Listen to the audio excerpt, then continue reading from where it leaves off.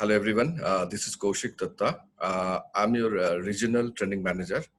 So welcome to this IC38 crash course.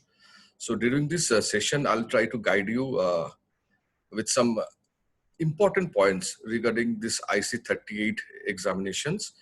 Actually, ये काम करने के लिए आपको ये एजेंसी बिजनेस करने के लिए आपको एक गवर्नमेंट ऑफ इंडिया की तरफ से एक एग्जाम पास करना पड़ता है. So this is a gate pass for this interesting career. So for this you have to pass an examination that is IC38. So उसी के बारे में आज हम लोग बात करेंगे and hope I'll just share with you all some important details. Normally इसी के ऊपर questions answer आपको मिल जाएगा. तो I request everyone to be very much attentive ताकि आपको ये समझ में आ जाए. So I'm just sharing a screen with all of you for your better understanding. Yes, so welcome to this IC38 crash course. So as already shared, we will discuss a lot of important points here during this training program. So insurance का terminology. So there are very important terminologies जिसके ऊपर questions answer आपको मिल जाएगा. So we will discuss one by one during this presentation. So what is IRDA? IRDA is a regulator for insurance companies in India. So आज के दिन में insurance industry को जो control करते हैं government of India तरफ से, that is IRDA. तो IRDA का full form is regulator for now its full form is Insurance Regulatory and Development Authority of India. Now as इसका गठन कैसे हुआ था? In the year 1993, Government of India has asked Mr. R.N. Malhotra, who was the ex-governor of RBI, उनको ये कहा गया था कि आप एक ऐसा कुछ सुझाव दो हम लोगों को ताकि हम लोग इंश्योरेंस को पेनिट्रेशन को इंडिया में बढ़ा सकते हैं. So under the leadership of Mr. R.N. Malhotra, a committee was formed in the year 1993, that is Malhotra Committee.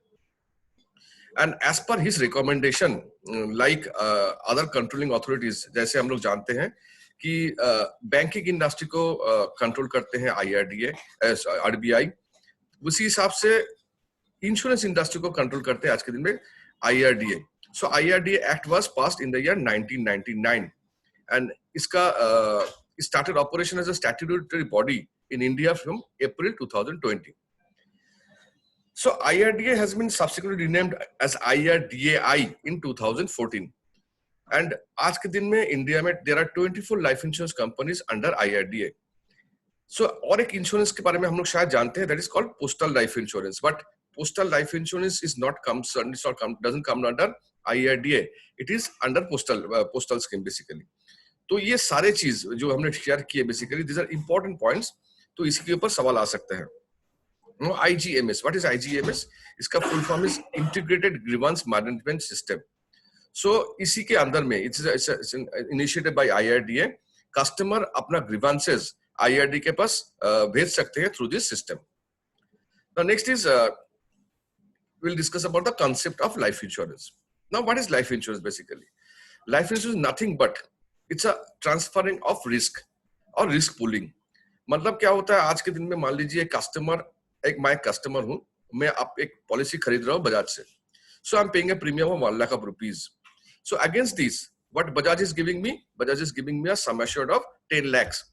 तो ये 1 लाख के बदले में मैं आज के दिन में मैं अपना 10 लाख का बेसिकली रिस्क में ट्रांसफर कर रहा हूँ बजाज के ऊपर या इंश्योरेंस कंपनी के पास. So this concept is called basically risk transfer. Now इस रिस्क ट्रांसफर कैसे होता है बेसिकली, जैसे आज के दिन में बजाज में करीबन बहुत सारे कस्टमर बेस है, लेकिन क्या होता है कि ये सारे कस्टमर्स अपने हिसाब से, पॉलिसी के हिसाब से they are paying premiums. But होता क्या है कि एक साथ सबका, लेकिन they are not facing challenges और प्रॉब्लम्स इन लाइफ. सो हर एक का पुलिंग के हिसाब से हम लोग उसके हिसाब से, उसके जरूरत के हिसाब से दे आर पेइंग प्रीमियम. सो उनके हिसाब से हम लोग रिस्क को पुल कर रहे हैं. सो insurance is based out of risk transfer and risk pulling. So what is the purpose of insurance basically? It is the protection of economic value of an asset. So who is an asset here? The asset is the human life. तो आज इस human life का value को protect करने के लिए insurance. So कौन सा चीज को हम लोग protect कर रहा है? We are protecting the risk. क्या risk हम लोगों के ऊपर है? So what are the risks we are having basically? Now the risks are untimely death. So कोई भी death, early death or premature death and living too long. शायद आप लोगों को लग रहा है कि लिविंग टू लॉन्ग रिस्क क्यों है, बिकॉज एक टाइम के बाद अगर हम जिंदा रह गए और मेरा रिटायरमेंट हो गया है, भले मेरा सर्विस से या मेरा जॉब से मैं काम नहीं करने का लायक नहीं रहा, but still I am living, तो for my survival I need money. So that's why living too long is also a risk. Now insurance is a method of sharing the loss of few by many. Now what is this basically, जैसे हमने कहा कि आज के दिन में बजाज में जितने सारे कस्टमर्स है, सारे कस्टमर्स का लेकिन एक साथ they are not facing any challenges, risk, but इसमें से भले few are facing challenges every year. तो इतने सारे जो कस्टमर्स है उनका फंड से हम लोग इनको बाकी जो लोग शेयर रिस्क को फेस कर रहे हैं उनको हम लोग इसका कंपेंसेशन दे रहे हैं. So it's a concept of, जैसे कोऑपरेटिव सोसाइटी हम लोग अगर फॉर्म करते हैं, उसमें क्या होता है, हम लोग सब अपने हिसाब से वहां पे पैसा लगाते हैं, लेकिन जिसको पैसे का जरूरत पड़ता है उस फंड से वो ले लेते हैं.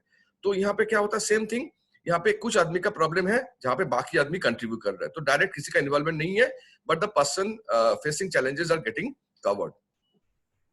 नाउ अगर आप इंश्योरेंस नहीं करते हो, so what you are doing the risk retention. अपना रिस्क आप खुद लेके घूम रहे हो. So you will face the challenges if you are not transferring your risk to insurance companies. Now human life value क्या होता है? ह्यूमन लाइफ वैल्यू मतलब, जैसे आप लोग जानते हो कि हर एक चीज का, हर एक प्रोडक्ट या सर्विस का कुछ ना कुछ फाइनेंशियल वैल्यू होते हैं, but normally as a human being we doesn't know our value. So human life value was devised by professor Huebner. सो इसके हिसाब से हम लोग जान पाते हैं कि एक आदमी के लिए उनके इनकम के हिसाब से, उनके जरूरत के हिसाब से उनको कितना इंश्योरेंस का अमाउंट चाहिए. That is called human life value. And insurance is a legal contract between insurer and insured, and it is governed by Indian Contract Act. So ये जो insurance policy हम लोग खरीदते हैं, it is a legal contract between insurer and insured, and it comes under government. It's governed by Indian Contract Act 1872. So यहाँ पे भी मैं जो चीज शेयर किया हूँ, these are very important. Normally इसी के ऊपर भी आपको questions आने का chances बहुत ज्यादा है. Now, history of insurance. Now we will discuss about the history of insurance. So, first life insurance company in India is Oriental Life Insurance Company, which was formed in the year 1880. First Indian life insurance company का नाम क्या है? It is Bombay Mutual Assurance Society, which was formed in the year 1870. And first life insurance company in the world is Amicable Society for Perpetual Assurance. ये कहाँ पे था? Basically, it was in London, and it was formed in the year 1706. National Life Insurance Company, Nationalization of Life Insurance Company कब हुआ था? It was basically मतलब LIC का गठन कब हुआ था? It was formed in the year 1956, 1st September 1956. ये जो modern life insurance का concept, ये इसका origin कहाँ से आया? It has come from Lloyd's Coffee House, London. So National Insurance Company Limited, which is one of the oldest insurance company in India, which was formed in the year 1906, जो आज तक भी वो कंपनी अभी भी काम कर रही है. Now Nationalism of General Insurance, GIBNA act, ये कब फॉर्म हुआ था? It was formed in the year 1972. And insurance को लीगल का दायरे में कब लाया गया था? Insurance act was formed in the year 1938. So first legislation of to regulate insurance companies in India. ये कब से लागू हुआ था? बेसिकली इंश्योरेंस एक्ट 1 जुलाई 1938. तो ये सारे पॉइंट्स भी जैसे ऑलरेडी शेयर किया हूं are very important in terms of your chances are very high getting questions. So मेरा रिक्वेस्ट है आप लोगों से कि ये सारे जो डिटेल्स हमने शेयर किए हैं, साल, कंपनी नेम, ये फॉर्मेशन डेट्स, ये थोड़ा याद रखना पड़ेगा आप लोगों को. Now insurance ombudsman, what is that? As we all know कि इंडिया में अगर कोई इलीगल कॉम्प्लिकेशंस आ जाते हैं हम लोग के पास, तो एज पर द लीगलिटीज उसके बाद क्या होता है, हमको कोई भी लीगल प्रॉब्लम का सोल्यूशन कब मिलेगा, if you go to the court, we never know. But just to give the customers a preference और कस्टमर को हेल्प करने के लिए IRDA हैज अपॉइंटेड एक पर्सन जो एक मिडलमैन के हिसाब से काम करते हैं, उनको बोला जाता है इंश्योरेंस ओम्बड्समैन. लेकिन ओम्बड्समैन का limit is up to 20 lakh, मतलब 20 लाख का समेशन तक ही ओम्बड्समैन अपना राय सुना सकते हैं या उनका सजेशन और सुझाव दे सकते हैं. बट ओम्बड्समैन के आपके पास अगर आपको जाना है, तो आपको कोई भी क्लेम अगर रिजेक्शन किया है इंश्योरेंस कंपनी, उसको लेके अगर आपको लीगली केस करना है, ओम्बड्समैन के पास जाना है, तो you have to go to ombudsman within 1 year of rejection of the claim. And इसके लिए आपको कोई फी जमा नहीं करना पड़ेगा. There is no fees for to file a complaint. So पूरी इंडिया में there are 12 numbers of ombudsman offices in India. Now the most important point, why should I go to the ombudsman?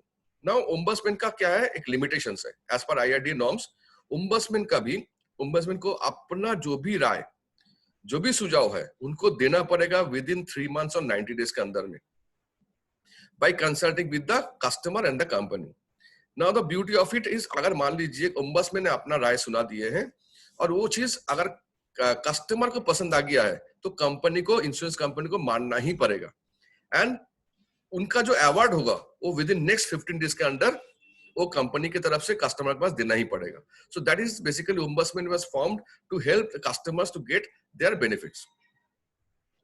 Now but ombudsman के पास कोई legal power नहीं है, तो इसलिए अगर कोई कस्टमर ऑलरेडी केस दूसरा किसी कोर्ट ऑफ लॉ में कर चुके हैं, तो ombudsman will not consider that case or reject the case, because he cannot say anything against the law of India. So अगर आप ऑलरेडी केस कर चुके हो तो आप ombudsman के पास जा नहीं सकते हो. Now कंज्यूमर प्रोटेक्शन एक्ट या COPA, what is that? In short में हम लोग जिसको कोपा बोलते हैं, consumer protection act was formed in the year 1986, जिसको अमेंडमेंट किया गया था 2002 साल. नाउ as per the Indian courts, हम लोग जानते हैं कि there are 3 types of courts in India. One is district level, the second one is state level, and third is national level. So insurance claim amount के ऊपर आप कौन सा कोर्ट में जाओगे ये डिसाइड होता है. So as I already shared कि ombudsman के लिए भी limit is 20 lakhs. Same way, if you go to the district, अगर आपका claim का value up to 20 lakhs है, then you have to file a case to the district courts. If your claim amount is 20 lakhs to 100 lakhs या 1 crore, then you have to go to the state court. And it is more than 100 lakhs or 1 crore, then you have to go to the national courts. लेकिन यहाँ पे भी एक restrictions है, या आपको जिस दिन से रिजेक्शन हुआ है क्लेम का, उसका विद इन 2 years के अंदर आपको, लेकिन ये कोर्ट के पास जाके ये क्लेम आपको करना पड़ेगा या कोर्ट को फाइल करना पड़ेगा. So underwriter. Now what is underwriter? Underwriter is a very important department in insurance industry, because ये जो इंश्योरेंस हम लोग खरीदते हैं किसी भी कंपनी की तरफ से, पास से, तो कंपनी की तरफ से जो लोग डिसाइड करते हैं कि मैं एज ए कस्टमर, मेरे को किस हिसाब से इस इंश्योरेंस पॉलिसी को दिया जाएगा इन टर्म्स ऑफ माय रिस्क, तो ये जो डिसाइड करती है उसको बोला जाता है अंडरराइटर. सो अंडरराइटर का बेसिकली काम है कि risk selection and risk pricing.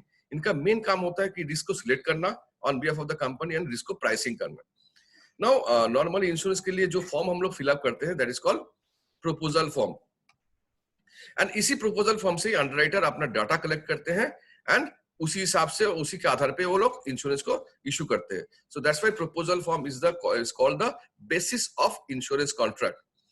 And आपको पॉलिसी मिलने के बाद जो डॉक्यूमेंट्स मिलता है, that is policy bond, that is called the evidence of insurance contract.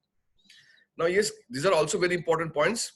सो ये जो डिसीजन अंडरराइटर टीम लेते हैं, so from the date of submission of your proposal form, underwriting team को विद इन नेक्स्ट 15 डेज के अंदर लेकिन ये decision लेना पड़ेगा कि मैं इस पॉलिसी को अगर एक्सेप्ट करता हूं तो ऑन व्हाट कंडीशंस, अगर मैं रिजेक्ट भी करता हूं तो on what conditions. So normally they judge the risk on the basis of risk factors, that is standard lives. So standard life किसको बोलते हैं बेसिकली? रिस्क, जहाँ पे रिस्क, सब स्टैंडर्ड लाइफ जिसको बोलते हैं कि जहाँ पे risk is more than standard life. For example, मान लीजिए आप और मैं, we are having the same age and we are applied for the same policy from the same company. But for example, आप एक हेल्थ कंसर्न पर्सन हो, आप gym में जाते हो, आपका कोई नशा नहीं है, तो आपका क्या होगा, कंसिडर किया जाएगा as a preferred risk. But as because मैं शायद जिम में जाता नहीं हूँ, मैं शायद ड्रिंक करता हूँ, स्मोकिंग करता हूँ, I will be considered as substandard life. So substandard risk के लिए प्रीमियम नॉर्मली ज्यादा चार्ज किया जाता है. ना प्रेफर्ड रिस्क क्या होता है, जहां पे lower than standard life. So standard life से भी जहां पे रिस्क फैक्टर लोअर होता है because of many factors, so इसको बोला जाता है preferred risk. Now insurance on pregnant women. Now मान लीजिए आप लोग जानते होंगे कि due to pregnancy the chances of death is on the higher side, हम लोग जानते हैं. सो प्रेग्नेंट वुमेन का मरने का चांसेस ज्यादा होते हैं due to pregnancy in India. So normally अगर प्रेग्नेंट वुमेन, कोई भी प्रेग्नेंट वुमेन अगर इंश्योरेंस के लिए अप्लाई करते हैं, सो उनका पॉलिसी शायद अंडरराइटिंग टीम एक्सेप्ट कर लेगी, but it could be accepted with A restrictive clause. Restrictive मतलब उनका अगर प्रेगनेंसी के हिसाब से अगर कारण से उनका मौत हो जाती है, then she will not get any claim, but for any other reason she will get the claim. So this is called restrictive clause. किसी भी रिस्क फैक्टर को रेस्ट्रिक्ट कर देना. So now agents are also called primary underwriter. Why? Because आप लोग क्या होते हो, आप लोग बेसिकली कस्टमर को आमने सामने देख पाते हो. So that's why you are called a. So आपका भी फर्ज बनता है कि आपको अगर लग रहा है कि कोई कस्टमर आपको झूठ बोल रहा है, तो you can also submit your report to the company. एक रिपोर्ट इसको बोलते हैं agent confidential report. So you are also primary underwriter. ये आपका यहाँ पे रोल रिस्पॉन्सिबिलिटी बहुत ज्यादा है. So there are basically 3 types of hazard, that is physical hazard, moral hazard and occupational hazard. So types of underwriting कितना होता है, basically there are 3 types of underwriting basic process. One is financial, मतलब एक बंदा policy का premium जो दे रहा है वो प्रीमियम देने का उसके पास क्षमता है कि नहीं है. मेडिकल अंडरराइटिंग, उसका कोई पुराना बीमारी है कि नहीं है या करंट कुछ बीमारी है कि नहीं है. नॉन मेडिकल मतलब other staff comes under this underwriting process. Now this is a very important act that is called married women property act, जिसको इन शॉर्ट में हम लोग बोलते हैं MWP एक्ट 1874. सो यहाँ पे एक क्लू आपको देना चाहता हूँ. अगर MWP एक्ट का अगर सवाल क्वेश्चन आपको मिलता है तो आंख बंद करके आपका आंसर होगा ट्रस्टी या गवर्नमेंट ट्रस्टी. जहां पे भी ट्रस्टी लिखा जाएगा रहेगा, that will be your answer. Now what is MWP Act? It was formed to give married women एक सिक्योरिटी एंड सेफ्टी. सो यहाँ पे क्या होता है, ये पॉलिसी को लिया जाता है जा सकता है 2 तरीके से. One is husband could take this policy under married women property act for his wife, और married women could take this policy under for herself basically. But दोनों में यहाँ पे हस्बैंड का कोई रोल नहीं रहेगा. यहाँ पे जो भी बेनिफिट होगा या तो उस मैरिड वुमन को मिलेगा या तो उसके जो बच्चे उनको मिलेगा. नॉर्मली यहाँ पे कोई नॉमिनी रहता नहीं है, यहाँ पे होता है एक ट्रस्टी. तो ट्रस्टी को यहाँ पे अपॉइंट करना पड़ता है टू गेट द बेनिफिट. सो सबसे इंपॉर्टेंट पार्ट इस मैरिड वुमन प्रॉपर्टी एक्ट में जो पॉलिसी हम लोग करते हैं, अगर मान लीजिए किसी कस्टमर का सब कुछ he become insolvent and court ने उसका सब कुछ जब्त कर लिया है, लेकिन इस पॉलिसी में वो लोग हाथ लगा नहीं सकता है. So beyond the control of creditors, court attachment and even life insurance. So इसमें कोई नॉमिनेशन होता नहीं है एंड असाइनमेंट हो नहीं सकता है, because this is very important. Now beneficiaries under section 6 of MWP होता कौन कौन है? जैसे हमने कहा, wife alone is the beneficiary, और इनका 1 or more children could be the beneficiary out of it. So if no special trustee is appointed, तो क्या होगा यहाँ पे? Amount will go to the official trustee of the state. Now another important point is keyman insurance. Now keyman होता क्यों है? Keyman is the key person of any business unit. So keyman मतलब कोई भी इसका डिसाइड कौन होता है, कैसे होता है कि मेरी कंपनी में कीमैन कौन होगा? The board of director decides who will be the keyman. So keyman मतलब जिसका कंट्रीब्यूशन कोई भी ऑर्गेनाइजेशन में, कोई भी कंपनी में सबसे इंपॉर्टेंट होता है. सो अगर मान लीजिए उसका मौत हो जाती है, उनको अगर वो नौकरी छोड़ के चले जाते हैं दूसरा कंपनी में, तो company could incur a huge loss. So to protect this loss और business profitability, this keyman insurance को किया जाता है. एंड कीमैन इंश्योरेंस एक ही आदमी के नाम से होता है. सो these are very important points जिसके आपको क्वेश्चंस मिल सकता है. तो जैसे मैंने क्लू दिया हूं, MWP एक्ट का क्वेश्चन आएगा तो आपका आंसर में trustee will be the answer. Trust भी जहां पे लिखा रहेगा that will be the answer. Now term plan. Now what is term plan? Term plan is basically a pure insurance. इसमें कोई death benefit, only you will get only death benefit. इसमें कोई maturity benefit customer को मिलता नहीं है. Now ये advice किसको किया जाता है? Basically advice for those who has a low budget. Now this is the cheapest and low cost plan available in the market. Now इस प्लान को अगर कस्टमर चाहे can be converted into a whole life policy. So 3 types of insurance plan मिलते हैं basically. One होता है term plan होता है basically. One is level term plan, second is increasing term plan, and third is decreasing term plan. Now another important policy is mortgage redemption insurance, that is called MRI in short. Now what is MRI? Is a decreasing term insurance policy. So basically home loan borrower के लिए, कोई भी loan को cover करने के लिए हम लोग इस पॉलिसी को लेते हैं. So for example, you have taken a loan for अपने फ्लैट खरीदा तो फॉर 20 साल के लिए, लेकिन ये कोई गारंटी नहीं है कि मैं 20 साल जिंदा रहूंगा.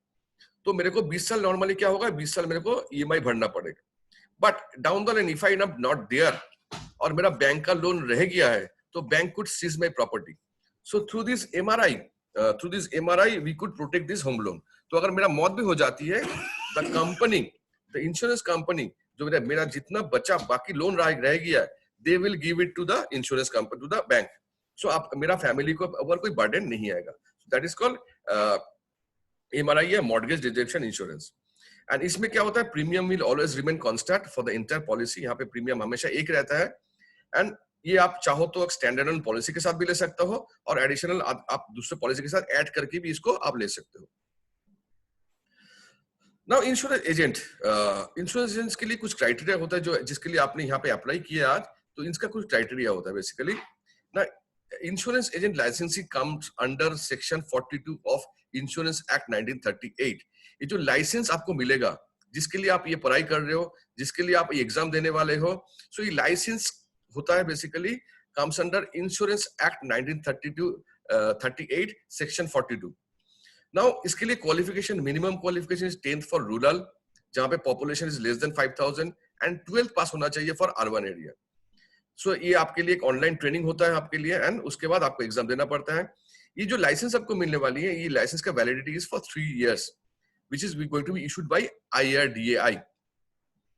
Now इंश्योरेंस का अपॉइंटमेंट लेटर आपको 15 दिन के अंदर आपको बेसिकली पास होने के बाद आपको मिल जाता है. Now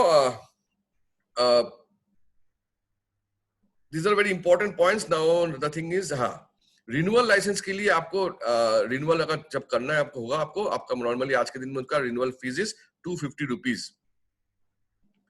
now insurance claim, very important chapter. What is claim? Because ये हम लोगों का सबका नजर रहता है कि कंपनी का क्लेम कैसा है. Now what is a claim? Claim is basically a demand where insurer keeps their promise. तो आपने क्या किया, एज पर द कॉन्ट्रैक्ट आपने अपना प्रीमियम जमा कर दिया है, लेकिन उस इंश्योरेंस पॉलिसी के हिसाब से आपको जब भी जो भी मिलना था financially, that is your demand. So ये जो प्रॉमिस इंश्योरेंस कंपनी रखने वाली है, तो that is called it a claim. So as per IRDA, death claim, कोई भी death claim has to be settled by any insurance company within 30 days from the date of receiving the of the document, death claim का document. ये rule है कि अगर कोई भी death claim submit होता है किसी भी इंश्योरेंस कंपनी के पास, एज पर IRDA नॉर्म्स, वो डेथ क्लेम को विदिन 30 डेज के अंदर सेटल करना ही पड़ेगा. अगर मान लीजिए डेथ क्लेम मिलने के बाद कंपनी को और भी कुछ एडिशनल डॉक्यूमेंट्स चाहिए, तो from the date of submitting the document, जिस दिन कस्टमर ने सबमिट किया है उसका नेक्स्ट 15 डेज के अंदर company could ask for the additional documents, that too in a single letter. एक ही लेटर में वो कस्टमर से मांग सकते हैं उसको ज्यादा और क्या चाहिए, उसके बाद वो नहीं मांग सकते हैं, और 30 डेज के अंदर उसको क्लेम सेटल करना ही पड़ेगा. Now there are 2 types of death claim. One is called RD death claim. होता क्या है बेसिकली, अगर पॉलिसी लेने का फर्स्ट 3 years के अंदर किसी कस्टमर का मौत हो जाती है, so that will come under early death claim. अगर 3 years के बाद में कोई भी डेथ होता है, that is called normal death claim. In case of early death claim, officially company के पास इन्वेस्टिगेट करने के लिए there are 180 days. उस टाइम लेकिन अर्ली डेथ क्लेम के लिए 30 डेज लागू नहीं होता है. वहां पे कंपनी अगर चाहे तो उस डेथ क्लेम को इन्वेस्टिगेट कर सकते हैं. सो इसके लिए उनको पास टाइम होता है 180 डेज या 6 months. Now very important point, अगर मान लीजिए एज पर नॉर्म्स कि 30 डेज के अंदर किसी क्लेम को डेथ क्लेम कंपनी को देना ही पड़ेगा. ये बाई चांस किसी भी कंपनी की तरफ से ये डेथ क्लेम देने में देरी हो गया है, तो डिले ऑफ सेटलमेंट के हिसाब से 2% आप एडिशनल कंपनी की तरफ से देना पड़ेगा कस्टमर को. Company has to pay 2% extra to the customer और टू द कस्टमर और to the nominee. Now what is inquest report? Inquest report is mandatory for accident death claim. कोई भी डेथ अगर एक्सीडेंटली होते हैं तो उसके लिए inquest report is mandatory. Now pre assumption of death, what is that? Apart from death there are several incidents happens, that is a person is missing. So अगर missing person है तो मेरे को मालूम नहीं होता है कि वो बंदा जिंदा है या मर गया है. सो pre assumption of death comes under Indian evidence act 1872. सो इसमें क्या कहा जाता है basically, if a person is missing for 7 years, so after 7 years, after completion of 7 years, the Indian court of law declares that person as dead.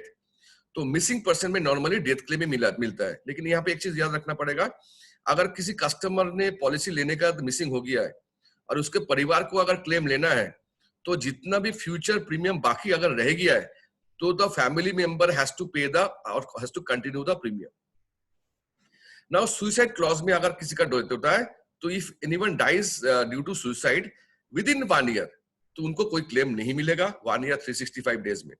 तो after 1 year if anyone commits suicide, he is और she is entitled to get the entire death claim. Now health insurance very important. Now health insurance deal with morbidity. Morbidity मतलब बीमारी. So normally morbidity premium is higher than mortality premium. Normally health insurance का premium normal insurance premium से थोड़ा ज्यादा होता है। एक चीज याद रखना पड़ेगा, for health insurance claim, अगर आपको health insurance claim करना है, तो आपको minimum 24 hours hospitalization होना जरूरी है। Otherwise you are not entitled to get health insurance का claim. सो इसका बेसिकली प्रोसेसिंग टाइम लगता है 15 डेज। तो आप अगर चाहो, आपका हॉस्पिटल होने के बाद, आप डिस्चार्ज होने के बाद, आप 15 डेज के अंदर आपको जो भी क्लेम सबमिट करना है, आपको ये डॉक्यूमेंट्स आप सबमिट विद इन 15 डेज आपको जमा करना पड़ेगा। Now what is critical illness policy? Critical illness basically an additional benefit. इसमें भी आप बीमारी को कवर कर सकते हो, बट ये हेल्थ इंश्योरेंस में नहीं है। Basically it comes under life insurance. यहाँ पे एडिशनल बेनिफिट को, एडिशनल बीमारी को कवर कर सकते हो। इसमें क्या होगा, आपका अगर क्रिटिकल इलनेस पकड़ा जाता है, तो आपका जो सम एश्योर्ड है तुरंत पे किया जाता है for diagnosis of illness. So इसके लिए राइडर का, क्रिटिकल इलनेस राइडर का waiting period is 90 days. Now employ state insurance act ESIS 1948 में जो हुआ था, ये होता है basically for sickness, disablement, maternity and death of employ के लिए इसमें कवरेज होता है। So, अगर if you have any pre-existing disease, the waiting period for pre-existing coverage is 48 months. Now, policy conditions के बारे में बात करेंगे अभी। Now, FPR, what is FPR? FPR is a fast premium receipt. So, policy लेने के बाद, after paying the premium, जो receipt हम लोगों को इंश्योरेंस कंपनी की तरफ से मिलता है, that is called FPR या फास्ट प्रीमियम रिसीट। एंड यही डॉक्यूमेंट्स आपको जमा करना पड़ता है for ITR benefit basically. Now grace period होता क्या है? इट इज फॉर 1 मंथ और 30 डेज। मतलब एक पॉलिसी आपने लिए हैं, so policy we could take any policies in 4 modes, that is monthly, quarterly, half yearly and annually. So monthly में आपको 15 दिन का ग्रेस पीरियड मिलेगा, बिकॉज जैसे 30 डेज खत्म हो जाएगा, नेक्स्ट मंथ का प्रीमियम का ड्यू आ जाएगा। तो normally monthly में you will get 15 days, but quarterly, half yearly and annually में you will get 31 month or 31 days as grace period. Now इस grace period में आपको कंपनी की तरफ से एडिशनली दिया जा रहा है ये डेट को to pay the premium. Now in case आपने अगर ग्रेस पीरियड में प्रीमियम जमा नहीं कर पाए, रिन्यूअल प्रीमियम, लेकिन आप किसी का अगर मौत हो जाती है, तो कंपनी विल टेक उनका जो प्रीमियम ड्यू था उनके पास था, मतलब प्रीमियम वो माइनस करके बाकी पूरा क्लेम आपको दिया जाएगा। लेकिन अगर ग्रेस पीरियड किसी भी कारण से it crosses over, then the policy will be treated as lapse. So वहां पे कंपनी का तरफ से कस्टमर को कुछ नहीं मिलने वाला है। The insurance cover ceases. So this is very important. So policy documents जो हम लोग को मिलता है, पॉलिसी बॉन्ड बाय डॉक्यूमेंट्स, उसका there are 4 parts into it. That is one is schedule, second is standard provision, third is specific policy provisions and claim procedure. तो ये कोई भी पॉलिसी डॉक्यूमेंट 4 पार्ट में डिवाइड होता है। सो ऑलरेडी वी नो कि एक टर्म प्लान को हम लोग कन्वर्ट कर सकते हैं होल लाइफ प्लान में। Now what is free look period? मतलब अगर पॉलिसी लेने के बाद आपको पता चल रहा है कि आपके साथ आपको मिससेल किया गया है, तो from the date of receiving the policy document, जिस दिन आपको पॉलिसी डॉक्यूमेंट मिला है उससे नेक्स्ट 15 डेज के अंदर आप चाहो तो पॉलिसी को आप कैंसिल कर सकते हो। सो this is the time you will get the, इसको बोला जाता है free look period या cooling off period.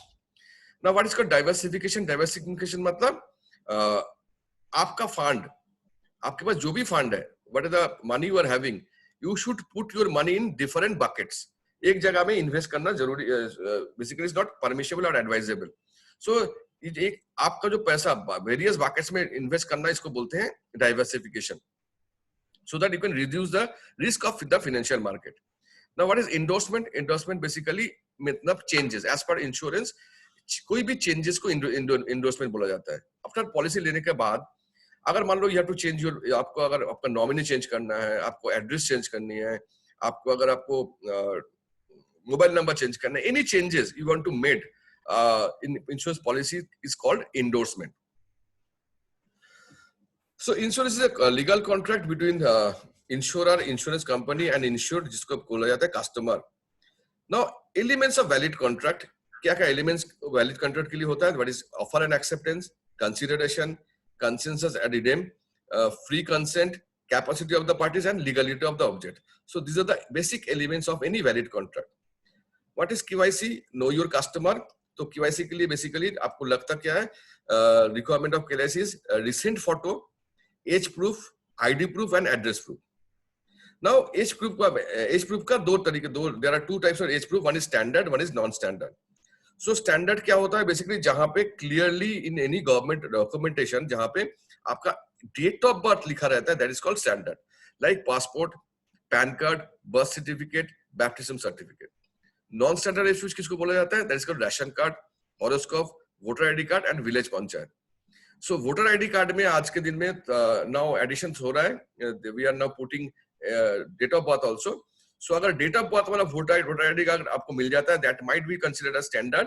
Otherwise, voter ID card is considered as a non-standard age. So PMLA, what is that?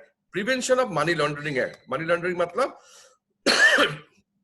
injecting black money into the system. So इसको prevention करने के लिए एक एक्ट ला गया था, that is in the year 2002. Fast came into effect from 1st July 2005. So there are three stages of money laundering. One is placement, second is layering, and third is integration. So अगर किसी को पकड़ा जाता है कि money laundering के तहत, तो there could be imprisonment of to 3 to 7 years, and there could be a fine of up to 5 lakhs of rupees. So normally in the financial market, there are various types of products. One is called the transactional product. So it is very easy to remember. Transactional मतलब क्या होता है? आप जहाँ पे regular transaction करते हो, तो that is bank deposits. Contingency या इमरजेंसी मतलब लाइफ इंश्योरेंस. अगर आपको वेल्थ एक्यूमुलेट करना है, there is shares. So if the question could come कि best time for doing financial planning, तो क्या होगा? जैसे आपका इनकम शुरू होगा, funds get is first salary, you should put your money, you should plan your financial planning, start planning for your financial planning. Okay, so money back plan में होता क्या है? You will get automatic and periodic payments. एक regular interval में आपको पैसा वापस दिया जाता है, सम एसेट को तोड़ को. सो that's why it's called money back plan. Endowment plan होता क्या है? जहां पे आपको प्रोटेक्शन प्लस कैश वैल्यू आपको मिलता है, इसको बोलते हैं endowment plan. Now death benefit under ULIP plan में क्या होता है? ULIP is a market link plan. यहाँ पे सम एश्योर्ड और फंड वैल्यू जो भी हाई होगा, that will be your death benefit under ULIP plan. And insurance intangible product मतलब इसको हम लोग छोड़ नहीं सकते हैं. So that's why it is called an intangible product. And in ULIP policy, जो मार्केटिंग पॉलिसी होते हैं, वहां पे risk is totally has to be borne by the insured. मतलब कस्टमर का ही रिस्क फैक्टर है. ये रिस्क कंपनी, आपका रिस्क आप ही को लेना पड़ेगा. ना हाउस होल्डर इंश्योरेंस में आता क्या है? Basically there gold and silver ornaments are covered under house holder insurance. Now, what is savings? Savings का definition क्या है? It's a combination of postponement of consumption and parting with liquidity. मतलब क्या है? मैं अभी consumption पैसा जो मेरे को मिला है, उसको मैं खर्चा नहीं कर रहा हूँ, खर्चा को मैं postpone कर रहा हूँ, और मैं उसको मैं save कर रहा हूँ, और liquidity को मैं control कर रहा हूँ. So it is a combination of postponement of consumption and parting with liquidity. So what are the principle of life insurance? Insurable interest. What is insurable interest? मतलब अगर आपको इंश्योरेंस लेना है, भले आपके नाम पे या किसी के नाम पे भी, तो what is the reason for taking this insurance? Called the insurable interest. And it should be present at the time of inception of life insurance. आप जब भी पॉलिसी ले रहे हो, उसी टाइम इंश्योरेंस insurable interest लागू होता है. And at the time of claim of marine insurance and both times for non-life insurance. Now ये इंश्योरेंस प्रेजेंट कहाँ पे होता है? सेल्फ के बारे में, हाउस वेन वाइफ अगर एक दूसरे के नाम पे ले रहा है, पेरेंट चिल्ड्रन के नाम पे ले रहा है, क्रिएटर डेटा लेना है, एम्प्लॉयड ले रहा है, तो ये शुरू से लागू हो जाता है insurable interest. So principle utmost good faith क्या है? As per insurance law, insurance act, basically insurance company and customer दोनों को ही गुड फेथ में ये बिजनेस चलता है basically.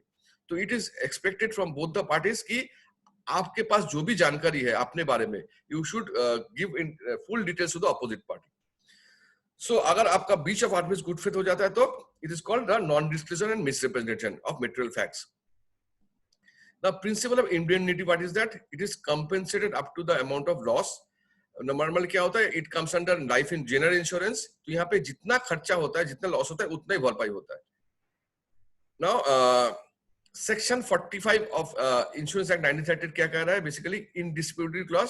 So it is applicable for 3 years from the date of policy. Now nomination and assignment. So as we all know कि nowadays nomination is very important. आपको nominee रखना ही पड़ेगा for the security of your future for your investments. So nomination is also comes under 1938 insurance act section 39 of insurance act 1938. Nominee अगर आप चाहो एक रख सकते हो, आप चाहो एक से ज्यादा रख सकते हो. तो अगर एक रखोगे तो आपके लिए by default the nomination will be 100%.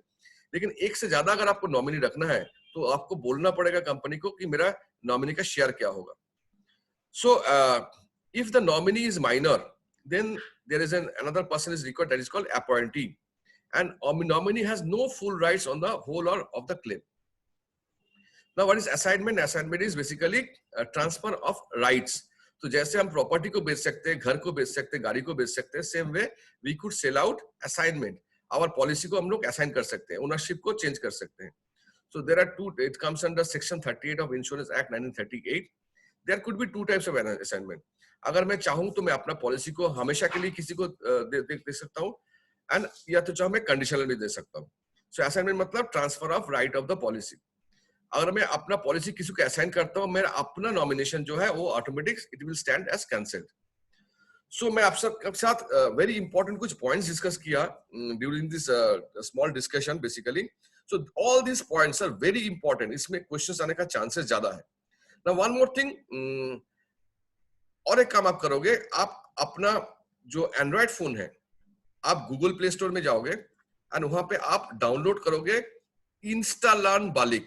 I repeat, there is an app from Bajaj life for your learning that is called Instalearn Balic. INSTALEARN, Instalearn Balic. ये डाउनलोड होने के बाद आपका जो यूआरएन नंबर है, उस यूआरएन नंबर को आप लॉगिन आईडी एंड पासवर्ड में दोनों जगह में डालोगे. So when you will open Installan, you will find company की तरफ से भी आपके लिए ये IC38 का बहुत सारा इंपॉर्टेंट स्टडी मटेरियल या क्वेश्चन आंसर्स दिया गया है. तो I request everyone, please go there and practice more. तो जितना प्रैक्टिस करोगे आपको अंदाजा मिल जाएगा किस टाइप का क्वेश्चंस पैटर्न होते हैं, और आप देखोगे ये लर्निंग के बाद आपको बहुत सारा क्वेश्चन का आंसर भी you could answer it in a very effective manner. So I wish you all the best. Thanks for joining this training. Thank you.